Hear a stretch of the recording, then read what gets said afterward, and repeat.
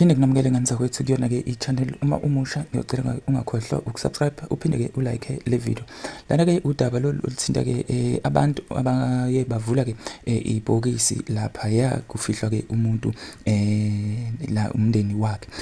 Okay, kuthiwa-ke laba sale bekhungathekile-ke nalabo akade bekhona emngcwabeni noma-ke enkonzweni ngesikhathi-ke lapha-ke kutheleka amadoda-ke angaziwa ngosuku lomngcwabo ezefihlile ubuso, afike-ke avula-ke ibhokisi ase-ke eyaxolisa amaqede-ke ashaya achitha. Ngalolu suku kuthiwa-ke ngokuthola-ke kwabezindaba bekufihlwa-ke lapho umnumzane-ke uZakhele Dube oneminyaka ewu-40 obekade-ke enamatekisi amabili. Inkonzo-ke yomngcwabo-ke ibisemagcekeni-ke kubo kamufi eXhobo. Umufi-ke kuvele ukuthi-ke uxinwe ukugula isikhathi nje esifishane, ekhala-ke ngekhanda kwase-ke kuyamenela njalo. Unina-ke kamufi uNkosazane Nomalanga Dube utshele-ke abezindaba ukuthi inkanankana-ke yoqobo into-ke ayibone-ke yenzeka kufihlwa-ke indodana yakhe.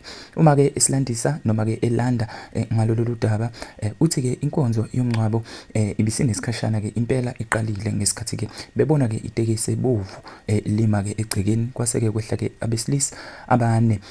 Uthe-ke bebephethe-ke izimbhamu kodwa-ke kubonakala ukuthi-ke abazile ngempi.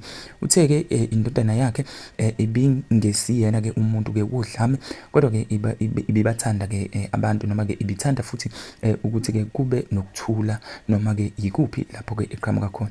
Uthi-ke ukushona-ke kwendodana yakhe kumlimazile-ke kakhulu emphefumulweni wakhe ngoba-ke ubesenhliziyweni yakhe-ke kakhulu undodana lo. Uthi-ke la udadewabo kamufi-ke uSilindile Dube uveze ukuthi-ke ubhuti wakhe-ke ushona nje kulo nyaka owedlule. Uke wathunyelelwa-ke imiyalezo-ke kwiselula yakhe ngenombolo-ke engaziwa-ke esatshiswa. Uma-ke lolu daba ngaphandle kwethu siqhubeka nalo, uthi-ke wambuza umfowabo ukuthi-ke kwenzakalani, kodwa-ke uthi-ke akazange-ke ayithole impendulo-ke eqondile-ke kuyena.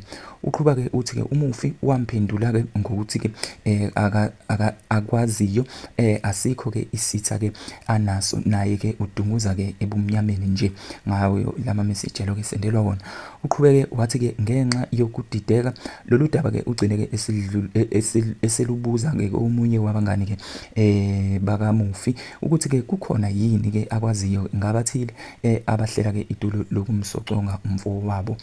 Uma-ke siqhubeka nganza kwethu nalolu daba uthi kodwa-ke ukufa-ke kwamadoda-ke kubashiye laphayana-ke nemibuzo noma kwale ndoda kubashiye nemibuzo-ke laphayana-ke engenayo impendulo.